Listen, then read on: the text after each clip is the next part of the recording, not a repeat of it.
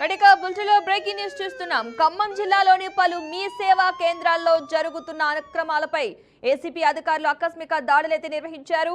Urban తహసీల్దార్ కార్యాలయం సమీపంలోని కేంద్రాల్లో తనిఖీలైతే చేపట్టారు. ప్రజల నుంచి అందిన ఫిర్యాదుల మేరకు తనిఖీలు నిర్వహించామని, పలు అక్రమాలను గుర్తించినట్లుగా ఏసీపీ డీఎస్పీ రమేష్ అయితే తెలిపారు. నిబంధనలకు విరుద్ధంగా వ్యవహరించే వారిపై కఠిన చర్యలు తీసుకుంటామంటూ ఆయన హెచ్చరికలైతే జారీ చేశారు. ఇదే అంశానికి సంబంధించిన పూర్తి సమాచారాన్ని మా ప్రతినిధి మోహన్ అయితే అందిస్తారు. మోహన్, చెప్పండి. Good morning Padma. ఈ ఖమ్మం జిల్లా ఖమ్మం నగరంలో మీ సేవా కేంద్రాల్లో ఏసీపీ తనిఖీలు చేపట్టారు. ఈ ఖమ్మం నగరంలో ఖమ్మం నగరంలో పలు మీ సేవగా జరుగుతున్న అక్రమాలపై ఏసీపీ నిన్న మధ్యాహ్నం నుంచి ఈవినింగ్ నైట్ దాకా ఏసీపీ అధికారులు అకస్మాత్తు దాడులు నిర్వహించారు. అర్బన్ తహసీల్ కార్యాలయం సమీపంలో కేంద్రాల్లో తనిఖీలు భారీతో చేపట్టారు. ఈ సందర్భంగా ఏసీపీ డీఎస్పీ మాట్లాడుతూ ప్రజల నుంచి అందిన ఫిర్యాదుల మేరకే ఈ తనిఖీలు చేస్తామని, పలు అక్రమాలు గుర్తించినట్టు తెలిపారు. ఈ నిబంధనల విరుద్ధంగా వ్యవహరించి కఠినమైన చర్యలపై తీసుకుంటామని చెప్పారు. కఠినమైన చర్యలు తీసుకుంటామని ఆయన హెచ్చరించారు. ఇది స్టేట్ వైజ్ తెలంగాణలో అన్ని ప్రాంతాలలో పలు అనుమానాలు మీసా కేంద్రాలు ఏసీబీ తనిఖీలు చేపట్టినారు.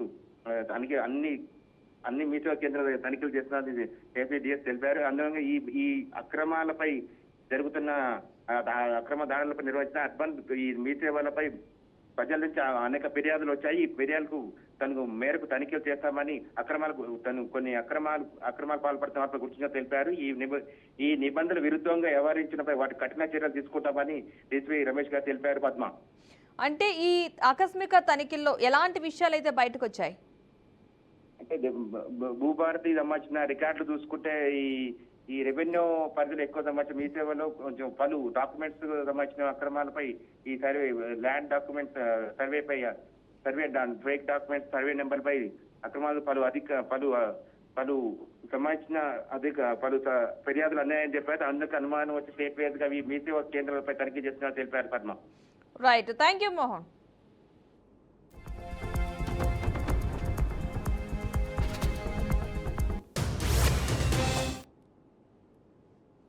Ramesh DSP ACB Khammam Bhadradri Kothagudem. ఈరోజు మనం ఖమ్మం అర్బన్ రోడ్లో ఎంఆర్ఓ తహసీల్దార్ సేవా సెంటర్కి వచ్చినాము. ఏసీబీ రాష్ట్ర వ్యాప్తంగా అన్ని మీ సేవా సెంటర్లో నమ్మదగిన సమాచారం మేరకు భాగంగా ఇక్కడ ఈరోజు మా సిబ్బంది వచ్చి కొంత ఇన్ఫర్మేషన్ ఉంది, దాని మీద ఫర్దర్గా ప్రొసీడ్ అవుతాం. అసలు ఈ మీ సేవ ఫంక్షనింగ్ ఎలా ఉంది, వీళ్ళ ప్రాసెస్ ఆఫ్ అప్లికేషన్ డిపార్ట్మెంట్ తోటి వెళ్తున్నటువంటి ఇవన్నీ కూడా ఆ యాంగిల్ వెరిఫై చేసే విధంగా మేము హైరప్స్ కి ఒక ఇప్పటివరకు కొన్ని unnecessary transactions, money transactions, phone transactions అండి. Ramesh DSP ACB Khammam Bhadradri Kothagudem. ఈరోజు మనం ఖమ్మం అర్బన్ రోడ్లో ఎంఆర్ఓ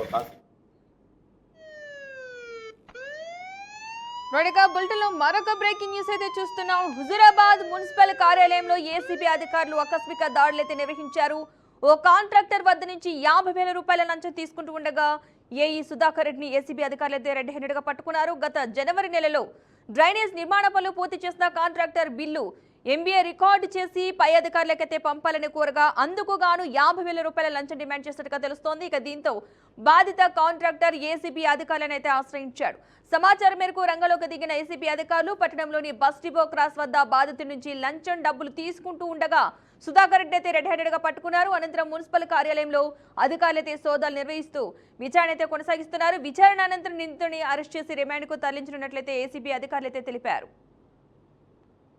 ఈ రోజు హైదరాబాద్ మున్సిపాలిటీలో సుధాకర్ రెడ్డి ఇంజనీర్ గారు దాన్ని ట్రాప్ చేయడం 50,000 రూపాయలు లంచం తీసుకోగా ట్రాప్ చేయడం జరిగింది. హైదరాబాద్ లిమిట్స్ లో కాంట్రాక్ట్ ఇచ్చిన ఫిర్యాదు మీద డ్రైనేజ్ వర్క్ చేశాడు. స్టార్ట్ చేసి జనవరిలో కంప్లీట్ చేశాడు. డ్రైనేజ్ వర్క్ ఒక ఎంబీఏ రికార్డ్ చేసి డీకి ఫార్వర్డ్ చేయడం, లంచం డిమాండ్ చేయడం జరిగింది. లంచం డిమాండ్ చేయడానికి ఆ లంచం ఇవ్వలేక అతను మా ఏసీబీకి కంప్లైంట్ ఇవ్వడం, దాన్ని ఎఫ్ఐఆర్ చేసుకుని ఈరోజు వచ్చి ఆఫీస్ లో ట్రాప్ చేయడం జరిగింది. టోటల్ 50,000 రూపాయల దగ్గర నుండి సీజ్ చేయడం జరిగింది. టోటల్ 17 లక్షల కాంట్రాక్ట్ వర్క్ కంప్లీట్ అయ్యి 4 లక్షల రూపాయల దాకా ఫస్ట్ పేమెంట్ బిల్ వచ్చింది. 10 లక్షల రూపాయలు ప్లస్ జీఎస్టీ అంతా కలిపి 14 లక్షల రూపాయలు రావాలి. మేము ఆఫీస్ పంపించాము. అతను బయటకు వెళ్ళి తీసుకున్నాడు. అతను మేము క్రాస్ చౌరస్తా దగ్గర కొన్నాము. అక్కడనే ప్రాసెస్ అంతా అయిపోయిన తర్వాత అరెస్ట్ చేసి రేపు మధ్యాహ్నం ఇదే టైం ప్రొడ్యూస్ చేస్తామండి. ఈ రోజు హైదరాబాద్ మున్సిపాలిటీలో సుధాకర్ రెడ్డి ఇంజనీర్ గారు దాన్ని ట్రాప్ చేయడం 50,000 రూపాయలు లంచం తీసుకోగా ట్రాప్ చేయడం జరిగింది. హైదరాబాద్ లిమిట్స్ లో కాంట్రాక్ట్ ఇచ్చిన ఫిర్యాదు మీద డ్రైనేజ్ వర్క్ చేసి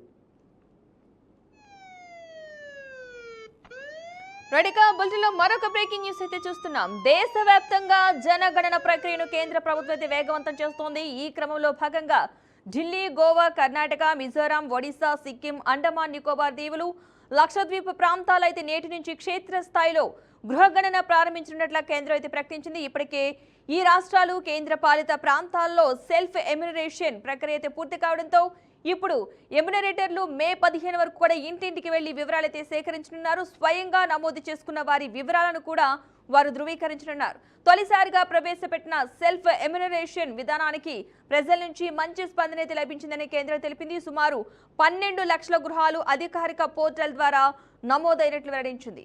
ఇక మరోవైపు నేటి నుంచి ఆంధ్రప్రదేశ్, అరుణాచల్ ప్రదేశ్, హర్యానా, చండీగఢ్, మధ్యప్రదేశ్, ఛత్తీస్గఢ్ ఇక రాష్ట్రాలైతే సెల్ఫ్ ఎమ్యునరేషన్ ప్రక్రియ అయితే ప్రారంభం కానుంది. ఈ నెల 30 వరకు కూడా ఈ 6 రాష్ట్రాల్లో పోర్టల్ అందుబాటులో ఉంటుంది.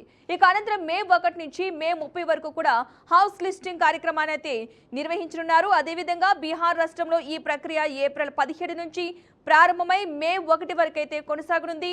దేశవ్యాప్తంగా దశల వారీగా జనగణన నిర్వహించేందుకు కేంద్రం కార్యాచరణ రూపొందించినట్లుగా అధికారులు అయితే తెలిపారు. ఇక ఈసారి డిజిటల్ పద్ధతులను విస్తృతంగా వినియోగిస్తూ జనగణను మరింత పారదర్శకంగా, వేగంగా పూర్తి చేయాలని ప్రభుత్వం అయితే లక్ష్యంగా పెట్టుకుంది. ఇక ఇదే అంశానికి సంబంధించిన పూర్తి సమాచారాన్ని మా రీజనల్ కోఆర్డినేటర్ వెంకటరెడ్డి అయితే అందిస్తారు. వెంకటరెడ్డి, చెప్పండి, ఈ అంశానికి సంబంధించిన పూర్తి వివరాలు ఏంటి? Good morning Padma. దశాబ్ద కాలం నుంచి ఎదురు చూస్తున్నటువంటి భారత్ లో అత్యంత కసరత్తు ఏదైనా ఉందంటే అది జనగణన 2026 గానే చెప్పాలి. కరోనా కాలం నుంచి కూడా 5 ఏళ్ళు ఆలస్యం జరుగుతున్నటువంటి ప్రక్రియ దేశ చరిత్రలోనే మొదటిసారిగా పూర్తిగా డిజిటల్ రూపంలో అయితే సాగబోతోంది. ఢిల్లీ నుంచి అండమాన్ వరకు, అదేవిధంగా ఏపీ నుంచి హర్యానా వరకు క్షేత్రస్థాయిలో ఆన్లైన్ వేదికగా గృహగణన అయితే ప్రారంభమైందని చెప్పొచ్చు. ఇక ముఖ్యంగా ఢిల్లీ, కర్ణాటకతో పాటు ఒడిశా, గోవా, మిజోరాం, సిక్కిం, అదేవిధంగా అండమాన్ నికోబార్తో పాటు లక్షద్వీప్ లాంటి కేంద్ర పాలిత ప్రాంతాల్లో కూడా ఎమ్యునరేటర్లు నేరుగా అయితే క్షేత్రస్థాయిలో ఇంటింటికి వెళ్ళి జనగణనలు అయితే ప్రారంభిస్తున్నారు. మే 15 వరకు హౌస్ లిస్టింగ్ కార్యక్రమంలో భాగంగా ప్రతి ఇంటికి వెళ్ళి కూడా ఒక ఐడి కేటాయిస్తారు. స్మార్ట్ ఫోన్ల ద్వారా డేటాలు సేకరించడంతో ఇక ఖచ్చితంగా ఫలితాలు వచ్చే అవకాశాలు ఉన్నాయని చెప్పి భావన అయితే వస్తుంది. మరొక వైపు ఆంధ్రప్రదేశ్, హర్యానాతో పాటు అరుణాచల్ ప్రదేశ్, ఛత్తీస్గఢ్ లో కూడా నేర్పించి సెల్ఫ్ ఎమ్యునరేషన్ ప్రక్రియ అయితే ప్రారంభమైంది. ప్రజలు ప్రభుత్వ అధికారిక పోర్టల్లో తమ మొబైల్ నెంబర్ ద్వారా ఆధార్ తోటి లాగిన్ అయ్యి అదేవిధంగా తమ కుటుంబ వివరాలను స్వయంగా కూడా నమోదు చేసుకునే అవకాశం అయితే ఈ ప్రక్రియలో కల్పించారు. ఏప్రిల్ 30 వరకు ఈ సైట్ అందుబాటులో ఉంటుంది. దేశవ్యాప్తంగా మొత్తం 12 లక్షల మంది ఇప్పటికే తమ గృహాలకు సంబంధించినటువంటి ఆన్లైన్ లో వివరాలన్నింటినీ కూడా నమోదు చేసుకున్నట్టు కేంద్రం అయితే ప్రకటిస్తోంది. ఇక భారతదేశంలో ఉన్నటువంటి భవిష్యత్తు నిర్ణయించే దిశగా ఇది కీలక మార్పులను అయితే చోటు చేసుకునే అవకాశం ఉంది. 2029లో జరిగేటువంటి ఎన్నికల కోసం ఇక నియోజకవర్గాల పునర్విభజన బిల్లు వైపు పార్లమెంట్ లో ప్రవేశపెట్టేందుకు రంగం సిద్ధమైంది. ఇక మహిళా రిజర్వేషన్ బిల్లు కూడా అమలు కావాలంటే ఖచ్చితంగా ఈ గణాంకాలన్నీ కూడా అత్యంత కీలకంగా మారనున్నాయి. ఈ నేపథ్యంలోనే బీహార్ లో అయితే రేపటి నుంచి ఈ ప్రక్రియ ప్రారంభం కానుండగా మే 1 నుంచి మాత్రం 30 వరకు దేశవ్యాప్తంగా పూర్తి స్థాయిలో హౌస్ లిస్టింగ్, అదేవిధంగా హౌస్ సెన్సస్ చేసేందుకు ఓవైపు అయితే సర్వం సిద్ధమైందని చెప్పొచ్చు Padma. Right, thank you Venkatareddy.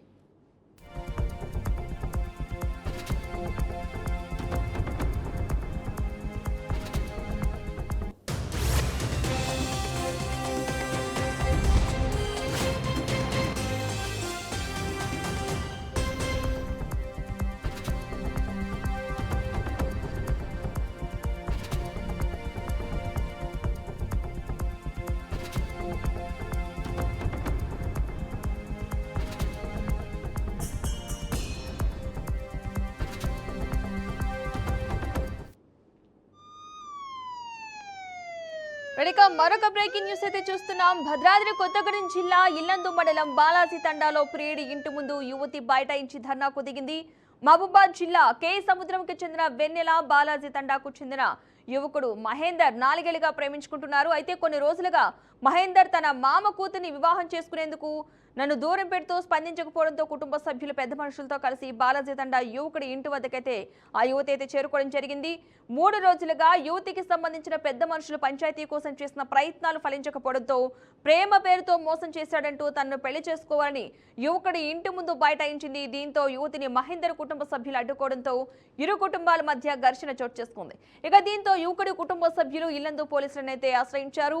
ఇరువురిని పిలిపించి సమస్య పరిష్కారం కోసం పోలీసులు అయితే ప్రయత్నాలు చేపట్టారు.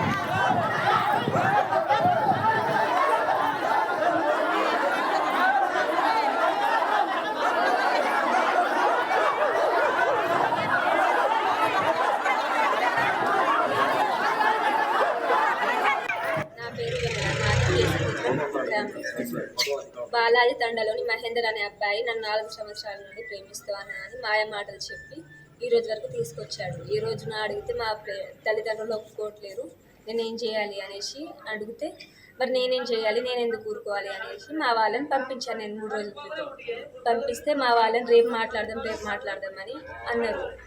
పెద్ద మనుషులు అన్నారు, వాళ్ళు అన్నారు, అబ్బాయి లేడని ఒక రోజు అన్నారు, పెద్ద మనుషులు లేరు ఈ రోజు అనేసి ఆపేస్తే నేను ఇంకా ఓపిక పట్టలేక అబ్బాయి వాళ్ళ ఇంట్లోనే కూర్చుంటాను వచ్చాను. తీరా వస్తే వాళ్ళ అమ్మ వాళ్ళు మమ్మల్ని కొట్టారు, మమ్మల్ని నూకేసి చెప్పుతో కొట్టారు నన్ను. అలా కొడితే నేను ఇక వెళ్ళను అని ఇక్కడే కూర్చున్నా. 3 గంటల నుండి ఇక్కడే కూర్చుంటే వాళ్ళు అబ్బాయిని బయటకు తీసుకొచ్చారు. పోలీస్ స్టేషన్కి వెళ్ళి నా మీదే పోలీస్ కేసు పెట్టారట. మరి నా తప్పు ఏంటిది?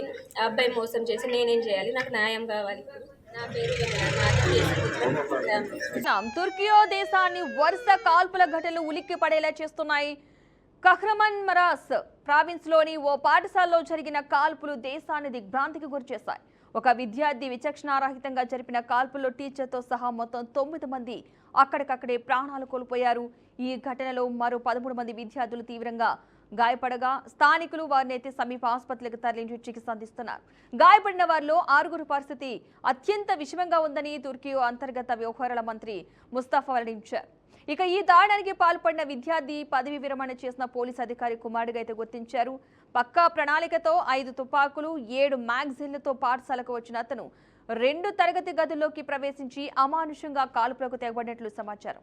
ఇక ఈ ఘటనలో దుండగా విద్యార్థి కూడా మృతి చెందగా అతను ఆత్మహత్య చేసుకున్నాడా లేదా భద్రతా బలగాల ఎదురు కాల్పుల్లో చనిపోయాడా అన్నదైతే ఇంకా స్పష్టత రాలేదు. కానీ గత 48 గంటల్లోనే మరోసారి కాల్పులు జరగడం తీవ్ర ఆందోళన కలిగిస్తోంది. ముందుగా సాన్లీ అర్ఫా ప్రావిన్స్ లో జరిగిన కాల్పుల్లో 16 మంది విద్యార్థులు గాయపడిన ఘటన మరవక ముందే ఈ తాజా దాడి అయితే చోటు చేసుకుంది. ఈ వరుస ఘటనలతో విద్యా సంస్థల్లో అయితే భద్రతపై పెద్ద ఎత్తున ప్రశ్నలు అయితే తలెత్తుతున్నాయి.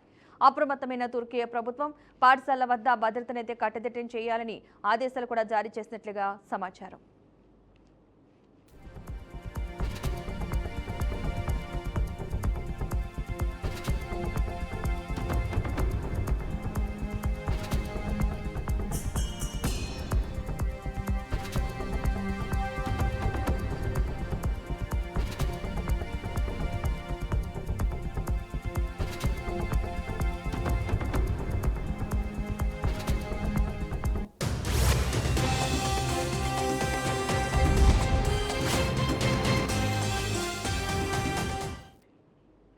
తుర్కియా దేశాన్ని వరుస కాల్పుల ఘటనలైతే ఉలిక్కి పడేలా చేస్తున్నాయి. కహ్రమన్ మరాస్ ప్రావిన్స్ లోని ఓ పాఠశాలలో జరిగిన కాల్పులు దేశాన్ని దిగ్భ్రాంతికి గురిచేశాయి. ఒక విద్యార్థి విచక్షణారహితంగా జరిపిన కాల్పుల్లో టీచర్తో సహా మొత్తం 9 మంది అక్కడికక్కడే ప్రాణాలు కోల్పోయారు. ఈ ఘటనలో మరో 13 మంది విద్యార్థులు సిబ్బంది తీవ్రంగా గాయపడగా స్థానికులు వారిని సమీప ఆసుపత్రికి తరలించి చికిత్స అందిస్తున్నారు. గాయపడిన వారిలో 6 పరిస్థితి అత్యంత విషమంగా ఉందని తుర్కీ అంతర్గత వ్యవహారాల మంత్రి ముస్తఫా వెల్లడించడం జరిగింది. ఇక ఈ దాడికి పాల్పడే విద్యార్థి పదవి విరమణ చేసిన పోలీసు అధికారి కుమారుడిగా గుర్తించారు.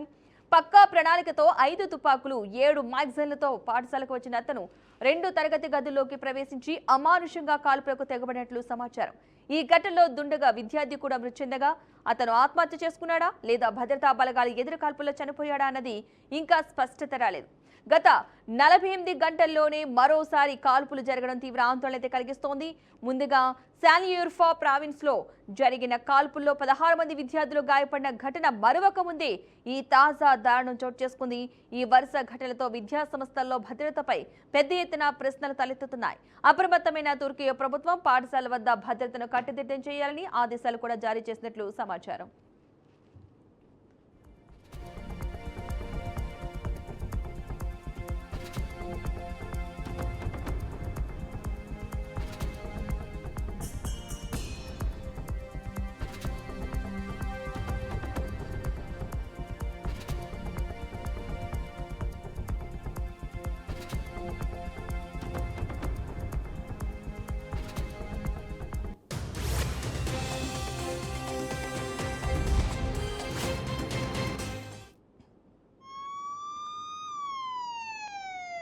రెడీగా మరొక బ్రేకింగ్ న్యూస్ అయితే చూస్తున్నాం. భారతదేశంలో నక్సల్ ప్రభావిత జిల్లాలు లేవని కేంద్ర ప్రభుత్వం తొలిసారిగా అధికారికంగా అయితే ప్రకటించింది. దాదాపు 5 దశాబ్దాల తర్వాత దేశంలో మావోయిస్టు ప్రభావిత జిల్లా ఒక్కటి లేదంటూ రాష్ట్రాలకు పంపిన సమాచారంలో కేంద్రం అయితే వెల్లడించింది. నేషనల్ పాలసీ యాక్షన్ ప్లాన్ కింద ఉన్నత స్థాయి భద్రతా సమీక్ష నిర్వహించిన అనంతరం ఆంధ్రప్రదేశ్, బీహార్, ఛత్తీస్గఢ్, జార్ఖండ్, మధ్యప్రదేశ్, మహారాష్ట్ర, ఒడిశా, తెలంగాణ, పశ్చిమ బెంగాల్ రాష్ట్రాలకు కేంద్రం అధికారికంగా సమాచారం అయితే పంపింది. ఇక మార్చి 27న కేంద్రం విడుదల చేసిన నోటిఫికేషన్ ప్రకారం ఛత్తీస్గఢ్లోని బీజాపూర్, జార్ఖండ్లోని పశ్చిమ సింగ్భూమ్ జిల్లాలు నక్సల్ ప్రభావితంగా గుర్తించబడ్డాయి. అయితే ఏప్రిల్ 8న రాష్ట్రాలకు పంపిన తాజా సమాచారంలో దేశంలో ఒక్క నక్సల్ ప్రభావిత జిల్లా కూడా లేదని స్పష్టం చేసింది.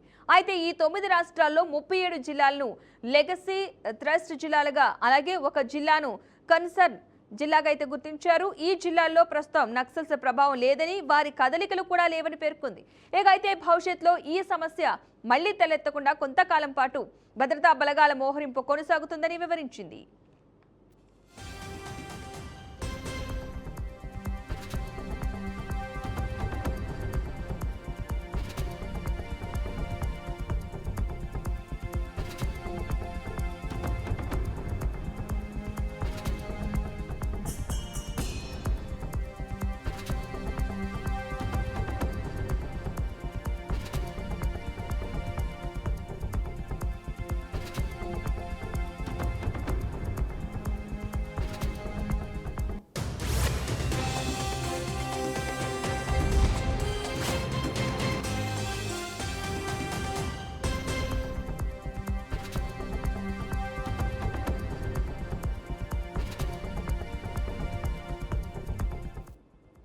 దేశంలో నక్సలిజాన్ని పూర్తిగా నిర్మూలించేందుకు కేంద్రం మార్చి 31ను గడువుగా నిర్ణయించింది.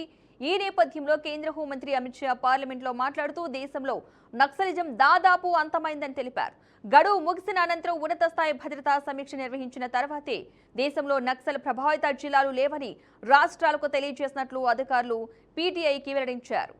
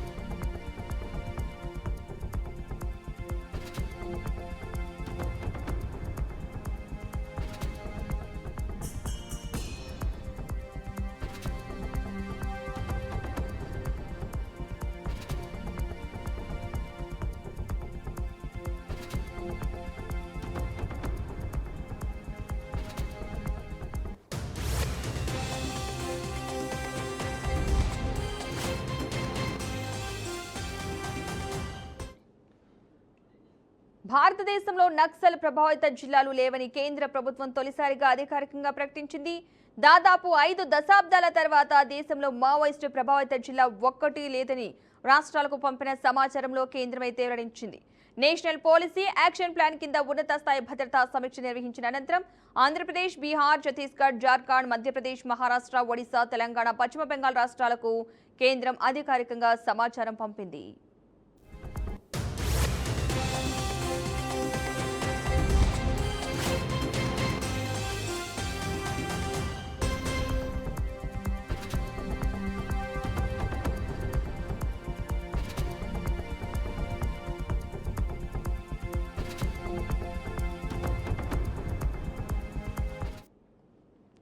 మార్చి 27న కేంద్రం విడుదల చేసిన నోటిఫికేషన్ ప్రకారం ఛత్తీస్గఢ్లోని బీజాపూర్, జార్ఖండ్లోని పశ్చిమ సింగ్భూమ్ జిల్లాలు నక్సల్ ప్రభావితంగా గుర్తించబడ్డాయి.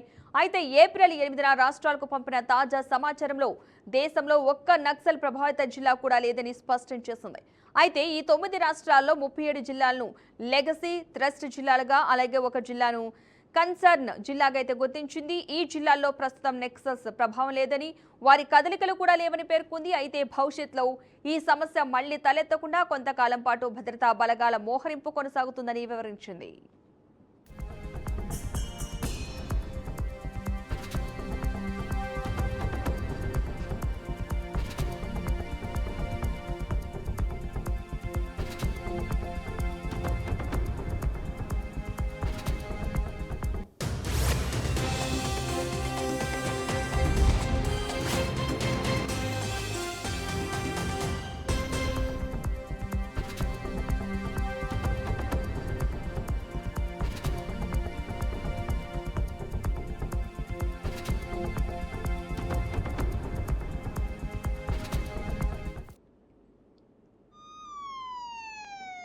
మరొక బ్రేకింగ్ న్యూస్ అయితే చూస్తున్నాం. తెలుగు రాష్ట్రాల్లో ఎండలు తీవ్ర రూపం దాల్చాయి. తెలంగాణ, ఆంధ్రప్రదేశ్ రాష్ట్రాల్లో ఉష్ణోగ్రతలు రోజు రోజుకు పెరుగుతూ ప్రజలను ఇబ్బందులకైతే గురిచేస్తున్నాయి.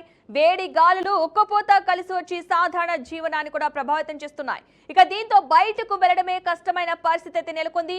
ఆంధ్రప్రదేశ్లోని కడపలో అత్యధికంగా 44.4 డిగ్రీల సెల్సియస్ ఉష్ణోగ్రత అయితే నమోదవగా, తెలంగాణ రాష్ట్రంలోని నిజామాబాద్ లో 42.4 డిగ్రీల వరకు ఉష్ణోగ్రత అయితే చేరింది. ఇక ఈ స్థాయి వేడి సాధారణ స్థాయిని మించి ఉండటంతో ప్రజలు తీవ్ర అసౌకర్యానికి గురవుతున్నారు. ముఖ్యంగా మధ్యాహ్న సమయంలో పరిస్థితి మరింత కఠినంగా మారుతోంది. ఇక ఈ నేపథ్యంలో వాతావరణ శాఖలు హెచ్చరికలైతే జారీ చేస్తున్నాయి. ఎండ తీవ్రత మరింత పెరిగే అవకాశం ఉందని పేర్కొంటూ ప్రజలు అప్రమత్తంగా ఉండాలని సూచించాయి. వేడి గాలులు మరింతగా ప్రభావం చూపవచ్చని నిపుణులైతే అంటున్నారు. ఇక ముఖ్యంగా మధ్యాహ్నం 12 గంటల నుంచి సాయంత్రం 4 గంటల వరకు కూడా బయటకు వెళ్లకుండా ఉండాలని అధికారులైతే స్పష్టంగా సూచిస్తున్నారు. ఇదే అంశానికి సంబంధించిన పూర్తి సమాచారాన్ని మా ప్రతినిధి సాల్మన్ అందిస్తారు. సాల్మన్, చెప్పండి, ఈ అంశానికి సంబంధించిన పూర్తి వివరాలు ఏంటి? Thank you Padma. 2 తెలుగు రాష్ట్రాల్లో ఎండలు అయితే తీవ్రత పెరగడంతో ఆ వాహనదారులు కానీ లేకుంటే ప్రజలు కానీ తీవ్ర ఇబ్బందులు ఎదుర్కొంటున్నారు. అంటే ఒక పక్క ఆ ఎండతో పాటు లేకుంటే ఆ బలమైన గాలులు అంటే వేడి గాలులు రావడంతో కొంత ఉక్కపోతతో అయితే ఆ తీవ్ర ఇబ్బందులు అయితే ఎదుర్కొంటున్నారు. అంటే ముఖ్యంగా చూసుకున్నట్లయితే హాస్పిటల్లో అంటే బాలింతలు కానీ లేకుంటే ఏదైనా రోగులు అంటే హాస్పిటల్లో చికిత్స తీసుకునే సమయంలో కొంతమంది అంటే కొన్ని ప్రైవేట్ హాస్పిటల్ అనుకోవచ్చు లేకుంటే ప్రభుత్వ హాస్పిటల్ అనుకోవచ్చు, కొంత కరెంటు పోవడంతో అక్కడ మాత్రం వాళ్ళైతే తీవ్ర ఇబ్బందులు అయితే ఎదుర్కొంటున్నారు. అంటే తెలుగు రాష్ట్రంలో చూసుకున్నట్లయితే ఎండల తీవ్రతతో అయితే చాలా ఇబ్బందులు అయితే ఎదుర్కొంటున్నారు. మనం ఉమ్మడి వరంగల్ జిల్లా వ్యాప్తంగా చూసుకున్నట్లయితే ఉమ్మడి వరంగల్ జిల్లాలో ఇటీవల కాలంలో భీమదేవరపల్లి మండలానికి చెందిన ఒక మహిళ అయితే వడదెబ్బతో అయితే మృతి చెందింది. అంటే ఖచ్చితంగా అంటే వాతావరణ శాఖ కూడా లేకుంటే వైద్యులు కూడా ఇప్పటికే సూచనలు అయితే జారీ చేశారు. ఖచ్చితంగా ఆ ఎండలను తీవ్రత దృష్టిలో పెట్టుకొని బయటికి రావద్దని అయితే ఇప్పటికే అధికారులు అయితే ప్రజలను అయితే అప్రమత్తం చేశారు. అదే విధంగా చూసుకున్నట్లయితే ఆ పనికి ఆహార భద్రత పథకం కింద వారైతే ఉదయం 5 గంటలకే ఆ పనులకైతే రావడం జరుగుతుంది. 11 గంటలకే తిరిగి మళ్ళీ వెళ్ళడం జరుగుతుంది. ఎందుకంటే ఎండ తీవ్రత దృష్టిలో పెట్టుకొని ఆ పనికి ఆహార భద్రతం పని చేసే వారు కూడా పనిచేస్తారు కనుక వారు తీవ్ర ఇబ్బందులు ఎదుర్కొని లేకుంటే వారికి విరోచనాలు వామిటింగ్స్ అయ్యే సూచనలు అయితే కనిపిస్తున్నాయని అయితే ఇప్పటికే వైద్య శాఖ అయితే ఆదేశాలు జారీ చేశారు. 2 తెలుగు రాష్ట్రాల్లో చూసుకున్నట్లయితే ఎండల తీవ్రత దృష్టిలో పెట్టుకొని అయితే ఇప్పటికే వాతావరణ శాఖ హెచ్చరించింది. ప్రజలు 12 గంటలకు తర్వాత కానీ ఎమర్జెన్సీ అయితే తప్ప బయటికి రావాలని అయితే అధికారులు అయితే అప్రమత్తం చేశారు. ఖచ్చితంగా 12 నుండి సాయంత్రం 4 గంటల వరకు అయితే ఈ యొక్క ఎండల తీవ్రతతో అయితే చాలా ఇబ్బందులు ఎదుర్కొంటున్నారు. ఒక పక్క ఎండలు, అదే విధంగా ఒక పక్క వడగాల్పులతో అయితే తీవ్ర ఇబ్బందులు అయితే ఎదుర్కొంటున్నారు. ఈ యొక్క ఎండలను దృష్టిలో పెట్టుకొని ఉదయమే వారి యొక్క పనులను అయితే ముగించుకుంటున్నారు. ముఖ్యంగా చూసుకున్నట్లయితే నూతనంగా నిర్మాణం చేసుకునే వారు కూడా కొంత తీవ్ర ఇబ్బందులు ఎదుర్కొంటున్నారు. వారు కూడా ఉదయమే వచ్చి వారి యొక్క పనులను చేసుకుంటున్నారు. ఎందుకంటే ఈ యొక్క ఎండలతో అయితే తీవ్రంగా ఇబ్బందులు ఎదుర్కొంటున్నారు. అదే విధంగా చూసుకున్నట్లయితే ఉద్యోగస్తులు కూడా వారు ఉదయాన్నే అంటే 10 గంటలకు రావాల్సిన ఉద్యోగస్తులు కూడా 9 గంటలకే రావడం జరుగుతుంది. ఎందుకంటే ఎండలను తీవ్రత ఉండడంతో కొంత వారు కూడా అన్ని ముందుగానే వారి యొక్క విధులోకి ముందుగానే వస్తున్నారు. అదేవిధంగా చూసుకున్నట్లయితే రోడ్లు మాత్రం పూర్తిగా నిర్మానుష్య ప్రాంతంగా కనబడుతున్నాయి. ఒక పక్క ఎండతోటైతే తీవ్ర ఇబ్బందులు ఎదుర్కొంటున్నారు. వాహనదారులకు కూడా గ్రేటర్ వరంగల్ మున్సిపల్ కార్పొరేషన్ ఆధ్వర్యంలో మాత్రం వారికి చలివేంద్రాలు అయితే ఏర్పాటు చేశారు. ఎవరైనా రోడ్ల మీద వెళ్లే వాహనదారులు కావచ్చు, లేకుంటే ప్రజలు కావచ్చు, వారికి దాహంతో అయితే ఈ యొక్క చలివేంద్రాలు అయితే కొంత ఉపశమనం అయితే కలిగిస్తుంది. ప్రభుత్వాలు కూడా అంటే జిల్లా అధికార యంత్రాంగం కూడా పూర్తిగా ఈ యొక్క ఎండలను దృష్టిలో పెట్టుకొని ఆయా జిల్లాల్లో చలివేంద్రాలు అయితే ఏర్పాటు చేశారు. ఈ యొక్క ఎండలతోటైతే ప్రజలైతే బయటికి రావద్దని అయితే ఇప్పటికే హెచ్చరికలు జారీ చేశారు. ఒకవేళ ఎమర్జెన్సీ ఉంటే తప్ప వారైతే బయటికి రావద్దని అయితే చెప్పారు. మనం ఒక పక్క చూసుకున్నట్లయితే మైనింగ్ ఏరియా ఎక్కడైతే ఉంటుందో, ఉదాహరణకి పెద్దపల్లి, కరీంనగర్, అదే విధంగా భూపాలపల్లి, కొత్తగూడెం, ఖమ్మం, మధిర, మంచిర్యాల ఈ యొక్క మైనింగ్ ఏరియాలో అక్కడ ఎక్కువ పెద్ద మొత్తంలో ఎండ వేడితోటైతే తీవ్ర ఇబ్బందులు అయితే ఎదుర్కొంటున్నారు. మైనింగ్ ఏరియా ఉన్నది కనుక అక్కడ వేడి తీవ్రత ఉంటుంది. ఖచ్చితంగా అక్కడ ఉన్న ప్రజలు కూడా కొంత అప్రమత్తంగా జాగ్రత్తగా ఉండాలని అయితే ఇప్పటికే అధికారులు ఆదేశాలు జారీ చేశారు. ఒక పక్క ఎండలు కొడుతున్న వేళ కూలర్లకు కానీ లేకుంటే చల్లని పానీయాలకు అయితే ప్రజలైతే మొగ్గు చూపుతున్నారు. వాటితో కూడా కొంత కోల్డ్ అయ్యే అవకాశం ఉందని వాతావరణ శాఖ ఇప్పటికే ఆదేశాలు జారీ చేశారు. ఏది ఏమైనా ఈ యొక్క ఎండలను దృష్టిలో పెట్టుకొని వారి యొక్క పనులను త్వరగా ముగించుకొని ఇంటికి రావాలని అయితే వైద్య శాఖ అదే విధంగా అధికారులు అయితే ప్రజలను అప్రమత్తం చేశారు. Padma, right, thank you Salman.